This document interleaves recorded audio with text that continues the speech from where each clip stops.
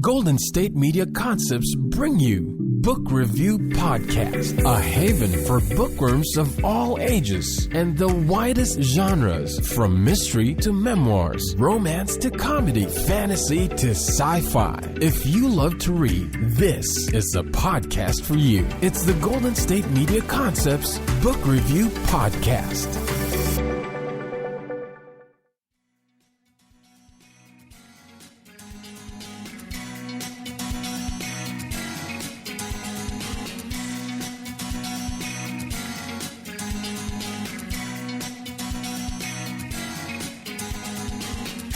Welcome to the Golden State Media Concepts Book Review Podcast. I am your host, Sarah, and I am so excited for today's episode because it includes another author interview. I am really enjoying these author interviews, getting to read books that I might not have otherwise, and getting to speak with authors who are all wonderful and fascinating in their own ways. We're getting a variety of genres and a variety of different types of books, and I have really enjoyed it, and I hope you have as well.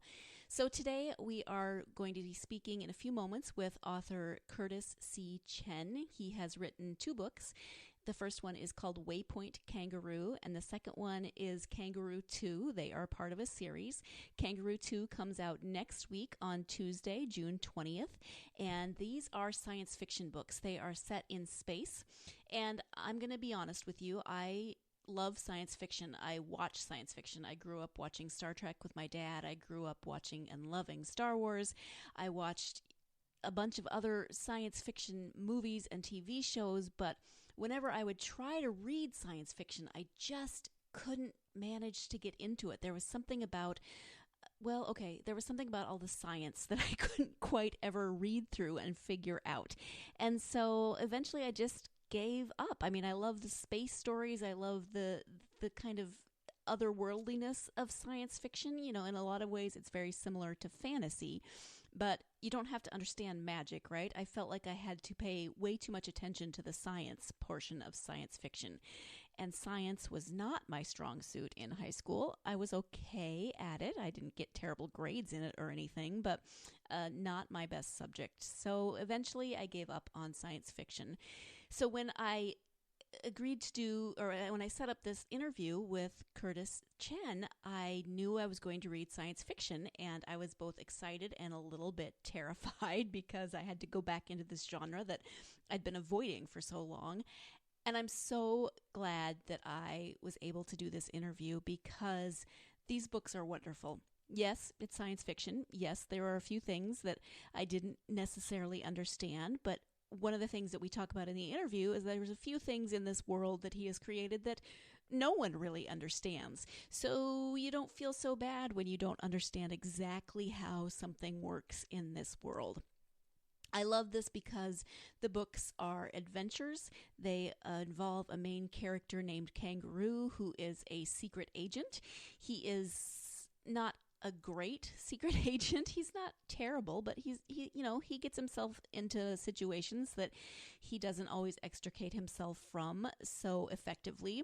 He is a little bit sarcastic. He is a little bit snarky. He's very human, which I appreciate. He doesn't always do everything right, but he always tries to do the right thing according to his code of ethics, and he is a delightful character. These books are really wonderful.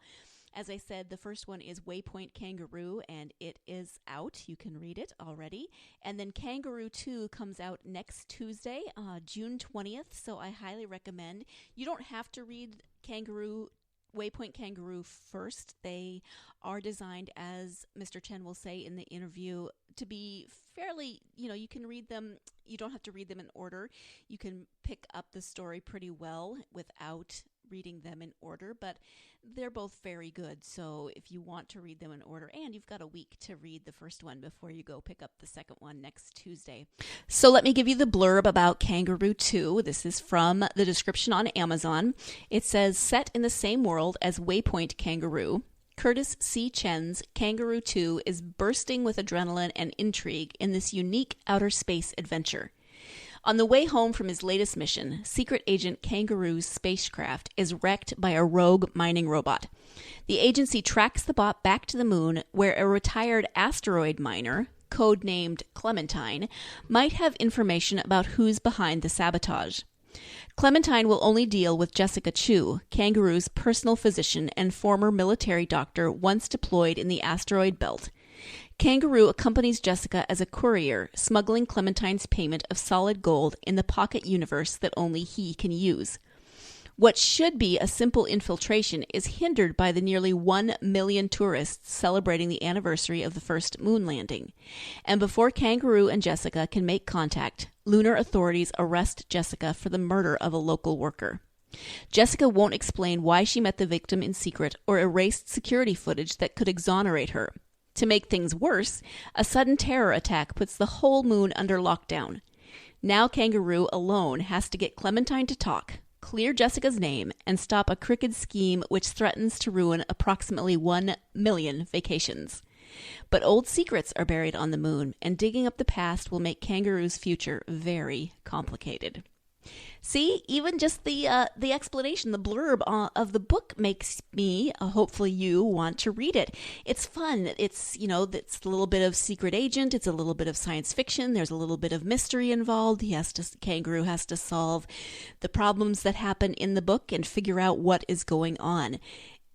They're wonderful. I loved them. I highly recommend them. I'm going to stop babbling about them now because I would much rather you listen to Curtis Chen talk about his work than listen to me sort of babble on about how much I loved them. But I did love them.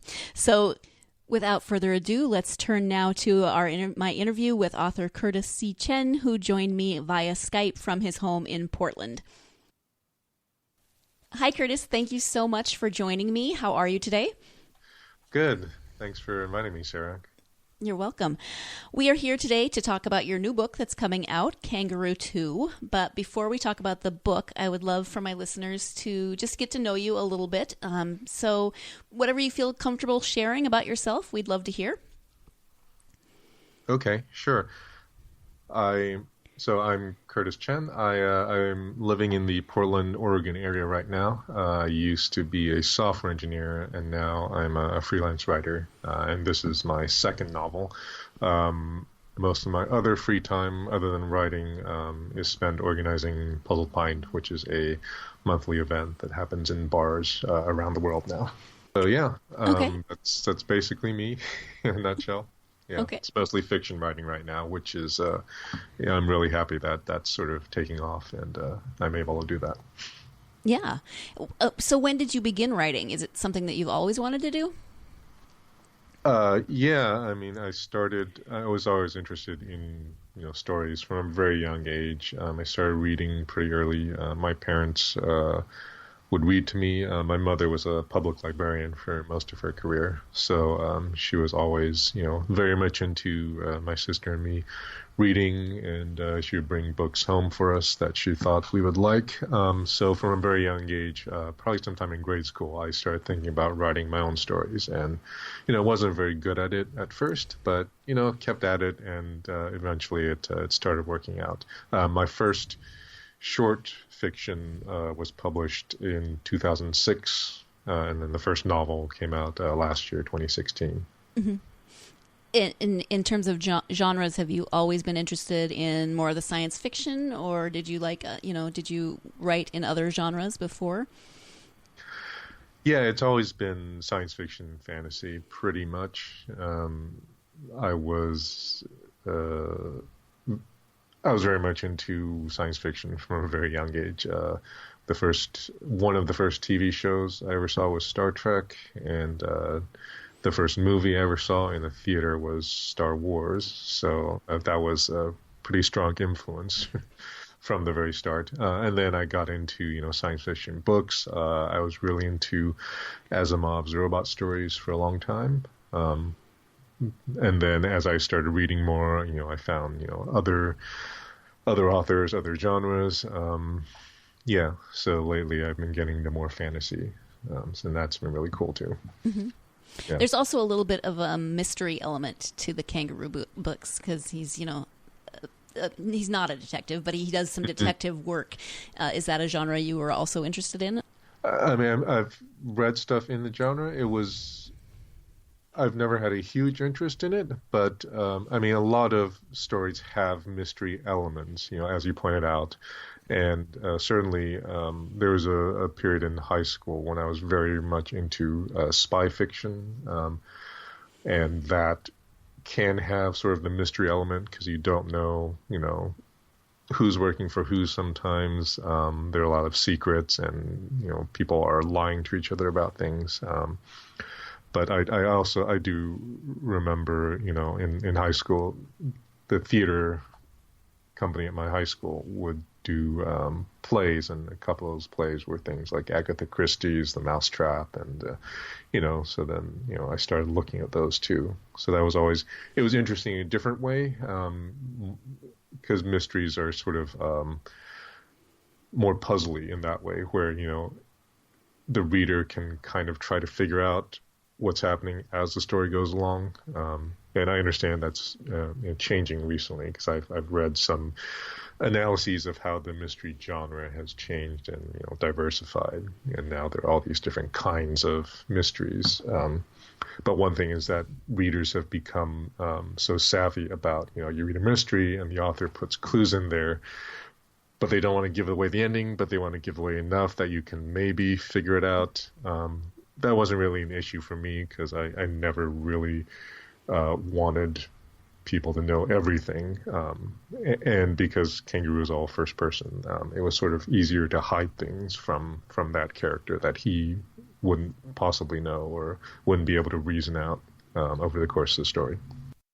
Tell us a little bit about Kangaroo. Some of my listeners will have read the first book. Some of them won't. So just tell us a little bit about Kangaroo as a character.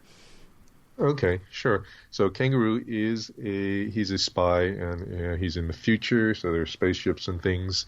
And he also has, Kangaroo is his code name, because he has the ability to open a portal into an empty parallel universe, a pocket universe, where he can hide anything. The catch is that inside the pocket, it looks like deep space. So there's no air, no light, no heat. So, things will freeze eventually if you leave them in there too long. If you put a person in there, they should really be in a spacesuit if you want them to survive for more than a few minutes. But that's the reason he was recruited to be a spy, because he can basically smuggle anything anywhere, as long as he can fit it through, the portal that he opens into the pocket. But otherwise, he's not that interested in all the other spy stuff, like doing all the training or learning about, weapons or whatever.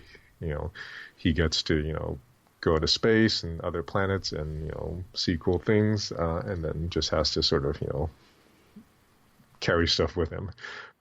So there's this, so I wanted to sort of have fun with the character in that way, where, he's the only one who can do this. Like, no one else in the world has, this ability or anything like it. But I wanted him not to be totally dedicated to that job, even though it's kind of the only thing he's been able to do, because he was recruited at a very young age. So he's kind of grown up inside the agency, this spy agency, and doesn't really know any other. Well, there's a lot of backstory there, but sorry, I'm trying to keep this short. But no, you're doing great. So I wanted him to be a little snarky, a little sarcastic, because he knows he's special and he can get away with things. But at the end of the day, like, he is sort of still beholden to these people who really control his life in a lot of ways. And I'm so sorry to interrupt, but, I do have to interrupt every once in a while and go to a commercial break. So we're about to take the first break and when we come back, we'll be talking more with Curtis C. Chen about the character of Kangaroo, his inspiration for the story, etc. So stay tuned and we'll be right back. Still on the search of that one true love? On the limbo in this crazy world of dating, marriage, relationships? Well, listen to the Golden State Media Concepts Relationship Podcast, your one-stop podcast for everything about relationships.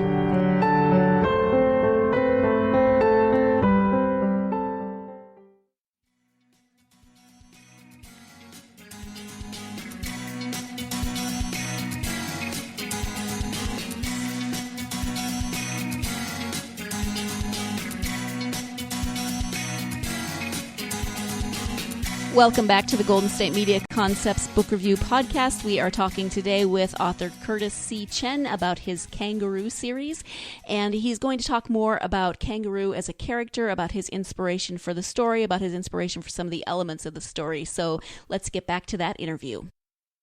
What was your inspiration for this character and his story? So the character in particular probably came from a lot of different things that I've read or shows that I've seen.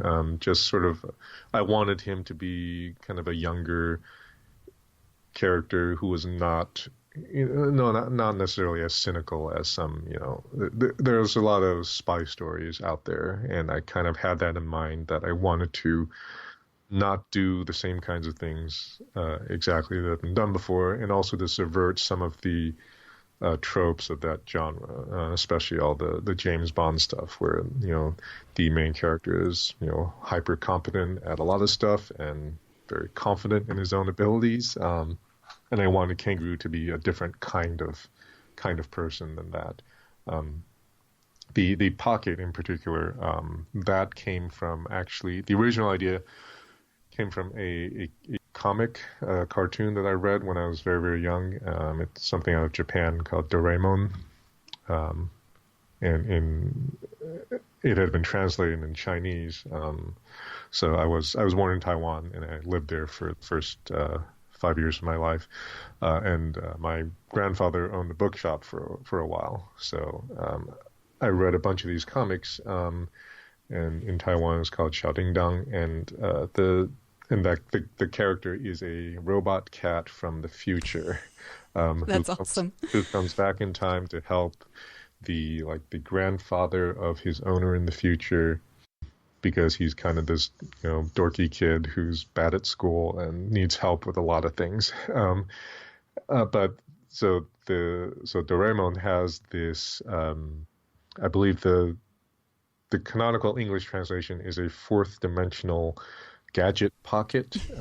Is literally a pouch, like on his abdomen, like a marsupial animal would have, and he pulls stuff out of it. And so in the cartoon, it's sort of very loose in terms of the physics of. I mean, there's time travel already, but in terms of he can pull anything of any size out of the pocket, and it just expands to its normal size once he gets it out of there. And for Kangaroo, when I was thinking about, okay, how might this actually work in a more realistic setting for an adult novel, I spent a bunch of time thinking about the physics of how that could work. So what does the portal look like? What are the limitations on how Kangaroo can use it? All that kind of stuff. Yeah. So it was a big mix of ideas, and sort of came together after a while. Okay.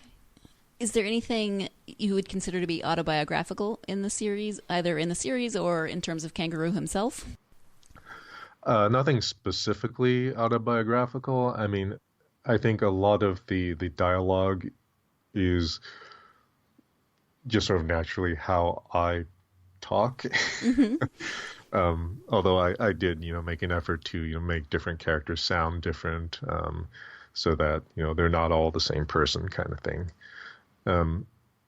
There's one thing that I sort of snuck in to Kangaroo's character, which is that he grew up watching all these 20th century TV shows and movies, right, for reasons that aren't really important to the story, but it was sort of a way for me to be able to make jokes that the readers now are going to understand, even though they're not necessarily going to make sense in the future. But then that also gave me another opportunity for Kangaroo to, be funny, in that he makes all these jokes that no one else gets. Right. And he then has to explain them, which makes it even worse. So, yeah. So that was fun to play with too. Yeah, I love that about his character. He's funny, just no one really finds him funny because they don't quite understand him. Right, exactly. Which makes him funnier to the reader. Yeah, because I think we've all been there. It's like, what? Oh, yeah. You don't know this? Like, no, it's great. Let me explain it to you. Well, no, that doesn't help. Sorry. Right. That just makes it worse. All right, so the second book is coming out next week, which Yep. is really exciting. Congratulations. Thank you. Tell us a little bit about the second book.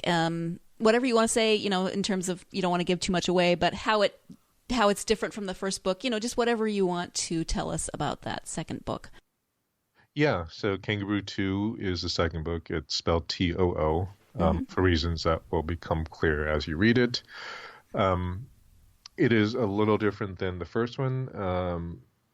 And one of the things I was able to do, so with the first book, like it was my first novel that got published. So I did a lot of work on it over the years and learned a lot of things along the way. And one of the things I started out with was, when I started writing that story, I very on purpose decided to limit the setting. So it mostly takes place on this one spaceship. It's a big ship, but it's one sort of one limited location.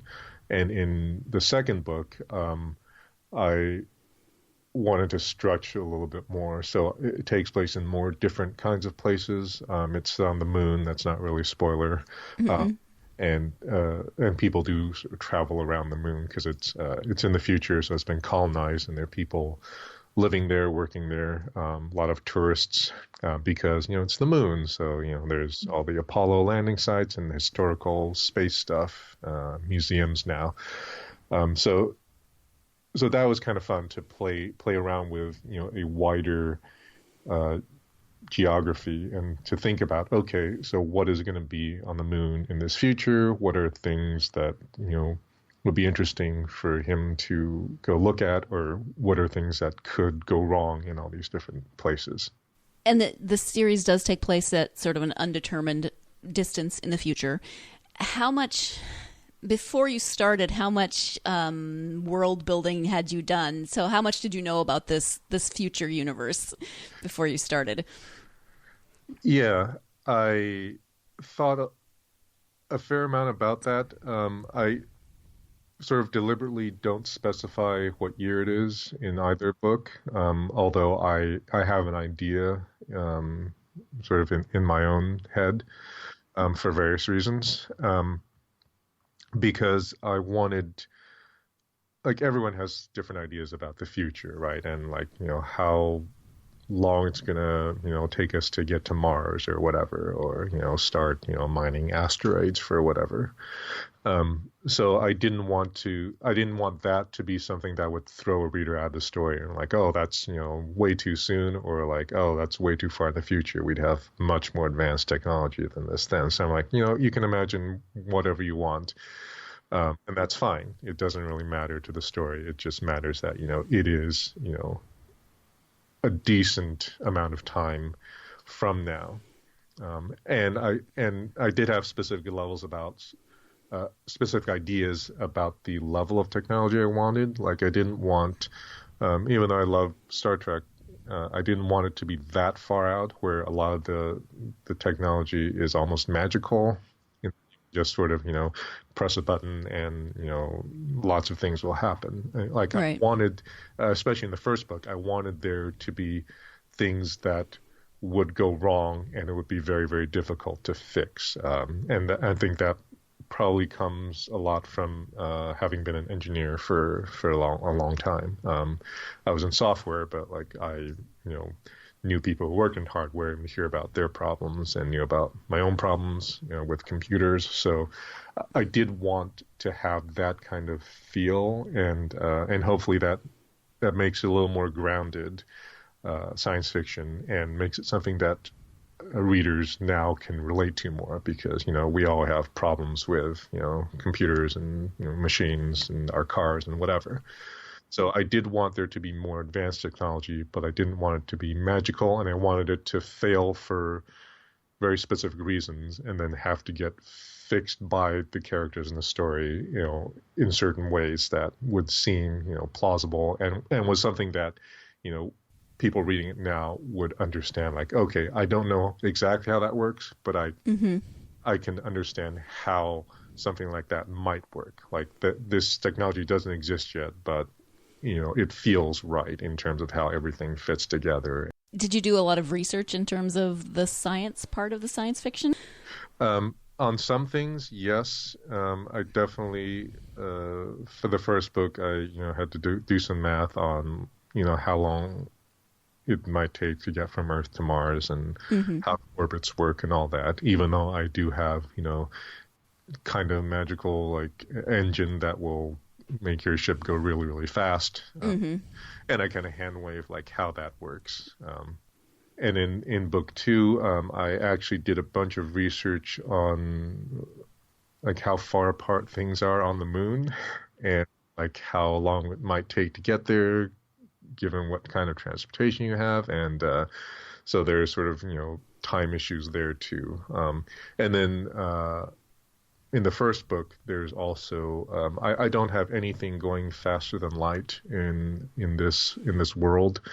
So people are still dealing with things that that NASA deals with right now. Like they send a space probe out to Mars or out to Saturn. Like there's a time delay for the signal to get back here, so you can't really remote control things in real time. Like it's going to take hours for something to get out, to Jupiter or Saturn, and then more hours for it to come back. So I still have those kinds of issues. And, when he's on the moon, it's not really, a long delay. But when they were going to Mars, like there was a several minutes delay. And that was one thing that worked in the story to sort of isolate the people on that ship even more. Like even if they can communicate, there's this big time delay. So that's always an issue. Yeah. And then other stuff I just made up. To be honest, like the pocket is like, how does that work? I don't really know. Like, and Kangaroo doesn't really know either, which lets me get away with that. But I do have some like stuff that's not in the book that I've sort of worked out in my notes, or how this might be explained by different kinds of quantum string theory or whatever. But it's something that I don't expect to get into in the books very much. I like how in the second book they tell him that his brain is weird. They don't really understand how the pocket works, but his brain is weird. Yeah, right. So that's sort of a background issue throughout all the books. Like he's the only one who can do this, and they don't know how he does it. So he is important. Like they want to keep him alive, but they're also like always running tests on him when he's not out on the missions. Like how can we reproduce this in some way? So that's sort of a background running through all the stories. I'm going to interrupt one more time so we can take our second break of the podcast. But when we come back, we'll be talking more about, of course, Kangaroo. What's next for Kangaroo? What's next for Curtis C. Chen? So stay tuned and we will be right back. Tired of searching the vast jungle of podcasts? Now listen close and hear this out. There's a podcast network that covers just about everything that you've been searching. Hey! The Golden State Media Concepts Podcast Network is here. Nothing less than a podcast bliss with endless hours of podcast coverage. From news, sports, music, fashion, cooking, entertainment, fantasy, football, and so much more. So stop lurking around and go straight out to the Golden State Media Concepts Podcast Network. Guaranteed to fill that podcast itch. Whatever it may be. Visit us at www.gsmcpodcast.com. Follow us on Facebook and Twitter, and download us on iTunes, SoundCloud, and Google Play.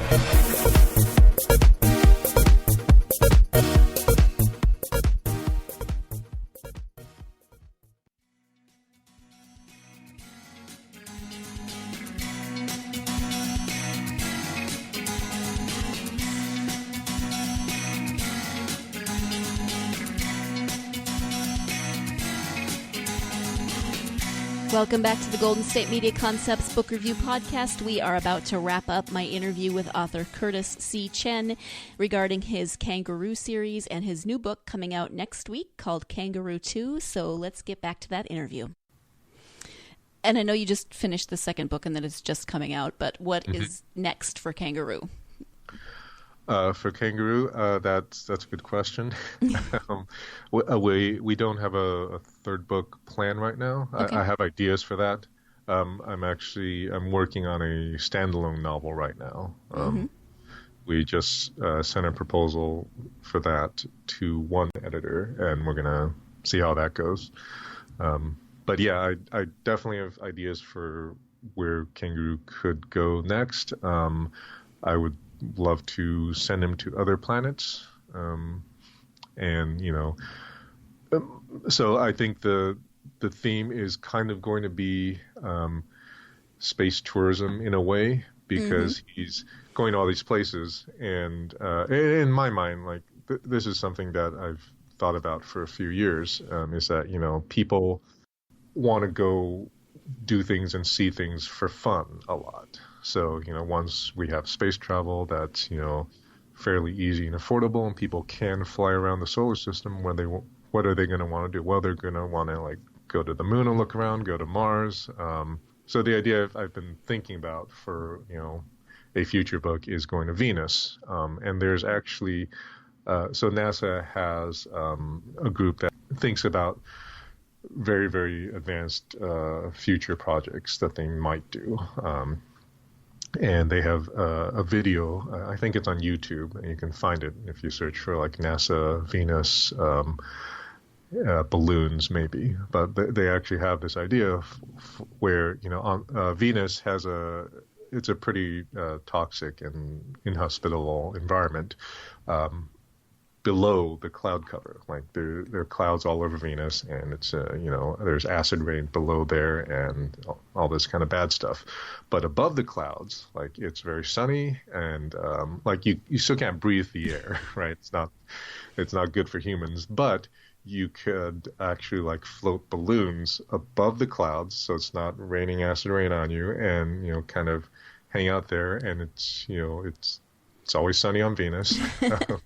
You can sort of travel around. So they actually have this video where they have a computer animation of like how this might work, where they would send these basically airships over out to Venus and have people just kind of twirling around above the clouds, and you can like drop probes down to look at stuff, but you're safe up here, and you'd still need your own breathable air, oxygen and all that. But like that is, as far as we know, like that is a thing you could actually do. You could have these airships like flying around. So, have people who could go there and be tourists, and just, hang out on Venus and sunbathe and, look at whatever. I feel like that's a thing that might happen. I can only imagine what Kangaroo will get himself into if he goes. So that's the second part of it, right? And that's kind of what I did with book 2 also, where this is also not a huge spoiler, but he goes to the moon, and there is a retirement community on the moon, because the moon has lower gravity. You need to control the climate anyway because you're building these habitats. So, if you're an elderly person who maybe doesn't get around too well, if you're only in 1/6 the gravity, you might be able to walk without, having a walker or something. Your bones are still going to, lose mass after a few years, but, you're kind of there already. And, meanwhile, you're on the moon. So that was a good idea I started with. Like, okay, so let's put, this retirement community on the moon, and then how do we get the spy stuff mixed up in that? So it was kind of fun to sort of come up with that story. Do you have any idea how many books you might have in the series? Or is that just up in the air right now? I've always thought of it as an open-ended series, and ideally I wanted each book to be pretty much a standalone. So, like, as long as you knew, 3 or 4 things about the world, you could pick it up and get into it, and not necessarily need all the backstory. But yeah, I have ideas about where it could go. Kind of depends on what happens with publishing and me in particular. But yeah, I definitely have ideas for several more books, if someone wants to buy them. Oh, I want to read them. Not that that's going to make a difference, but I really love the first 2. So you. I would continue reading about Kangaroo's adventures. In terms of writing, do you keep to a certain schedule? Do you have a favorite place that you write? Anything about your writing habits? Yeah, I think so. In general, I think writing habits are very personal, and everyone kind of has to figure out what works for them. So for me, I don't necessarily have a set time. I find I'm generally better later in the day. I'm not one of those morning writers, but I can stay up pretty late and continue to be productive. And, I have an office at home. I also I'm a member of a co-working space locally, so sometimes I'll go into town and do that. I have a regular weekly write-in at a local pub that has, a lot of tables. And that's a nice way to sort of go and get some work done and also see other people and be able to talk to them about writing and, just catch up on things. Because it can be very solitary writing, because you have to do it by yourself. You can, get feedback from people at certain points, but mostly it's a pretty lonely job. So I've been working on making more reasons for myself to get out and see other people and other writers especially, and just, see what they're working on, how they're dealing with, whatever story issues or business issues are happening in their lives. And that's really good too. Portland's a really, really good town for, creative people like that. You talked a little bit about the reading science fiction as a kid. When you have time to read now, what are you reading? It's still mostly science fiction and fantasy. Right now I'm reading To Like the Lightning by Ada Palmer, which is really, really interesting. What else have I read recently? I've been reading some nonfiction stuff, kind of for research for this book proposal. Other science fiction and fantasy, I think. I really loved Michelle Baker's first two books, Borderline and Phantom Pains. And now I'm kind of bummed because I have to wait till next year for the third one. Hate that? Yeah, but those are really good. I would definitely recommend those. That's sort of an urban fantasy thing, but yeah, the first one was nominated for a Nebula Award this year, so that's Borderline. What else have I read lately? I tell everyone to go read Nora Jemison's books. N.K. Jemisin, The 100,000 Kingdoms is great. That whole series, her current series, is I believe it's Broken Earth. The first one was The Fifth Gate, which won the Hugo, and the second one is The Obelisk Gate, which is up for a bunch of awards this year. She's fantastic. Pretty much everything she writes is great. Yeah, I could go on, but yeah, those are things that have really sort of captured my imagination lately. Yeah, and like I said, I've been trying to get more into fantasy because I didn't read a lot of that when I was younger. But now sort of being part of the community more, I really am making an effort to get to know what's out there, what people are really into. Oh, Uprooted, Naomi Novik. That's also really good. That won a bunch of awards last year. Thank you. I appreciate that. Is there anything else that we haven't covered that you'd like people to know about your books? Yes, there is one thing. It's that I was able to talk my publisher into hiding a puzzle in the book covers. Right, so, I read something about that. So both on Waypoint Kangaroo and on Kangaroo 2, the cover image has a little puzzle hidden in it, and you can see the images online and just solve it that way. And they both lead to online things that give you a little bit of a taste of the story, and they're interactive. So people have enjoyed them, and they'll be up indefinitely. Okay. So yeah. If you want to check out that, they are online, waypointkangaroo.com and kangaroo2.com, which is the number 2, just to make things more confusing. And speaking of online, where can people follow you online? Social media, or do you have, there's obviously those websites, but do you have an author website? Yeah, my author website is just curtiscchen.com with the middle initial. I'm on Twitter as Curtis C. Chen, and I think the website has links to other stuff, Goodreads, Facebook, all that kind of stuff. Those were my questions. I really enjoyed having you here. Thank you so much again for joining me. Okay, thanks, Sarah. And again, the book comes out on Tuesday, a week from today, right? Yep, June 20th. We're doing a book launch in San Francisco if people are around there. Yeah, it'll be at the Bindery, which is the Booksmith's new event space in the Haight. Cool. Are you doing anything in Portland? Yeah, we'll be at Powell's Books at Cedar Hills Crossings on June 27th. We'll be in Seattle on June 29th at University Bookstore, and then back in San Francisco July 9th, which is a Sunday, for SF and SF at the American Bookbinding Museum. And I'm doing all those events with other authors because that's been really fun. So on the 20th, I'll be in San Francisco with Ariel Waldman, who is a space science blogger.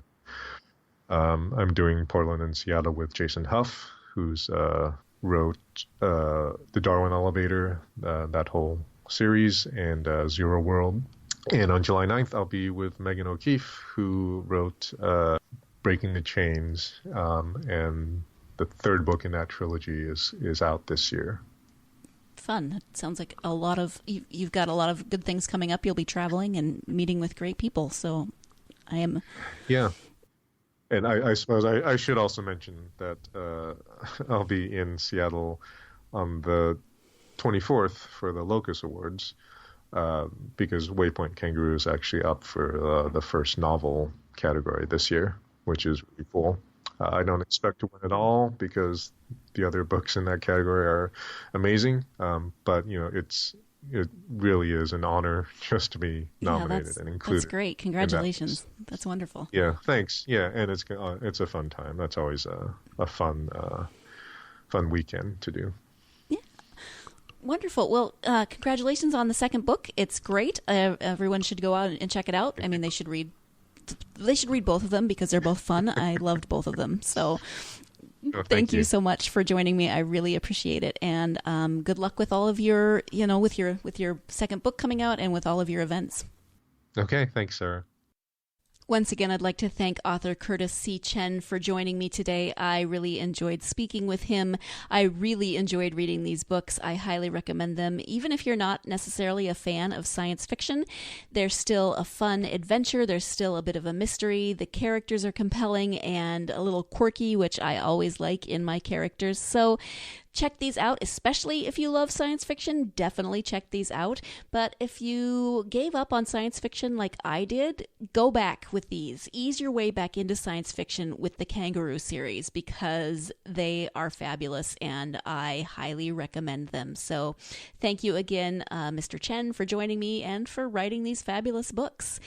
As always, you can find all of our podcasts at www.gsmcpodcast.com. You can follow us on social media at Facebook, Twitter, Tumblr, Instagram. I would love to hear what you think of the interviews. I'd love to hear thoughts on who you'd like me to interview next or what books you would like me to talk about next. You can download all of our podcasts on iTunes, SoundCloud, Stitcher, and any of those apps that you use for your mobile devices.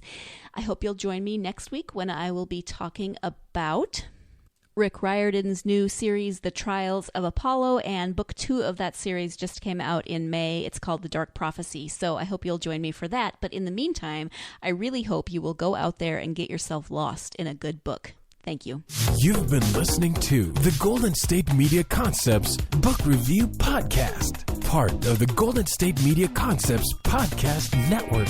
You can find this show and others like it at www.gsmcpodcast.com. Download our podcast on iTunes, Stitcher, SoundCloud, and Google Play. Just type in GSMC to find all the shows from the Golden State Media Concepts Podcast Network. From movies to music, from sports to entertainment, and even weird news. You can also follow us on Twitter and on Facebook. Thank you, and we hope you have enjoyed today's program.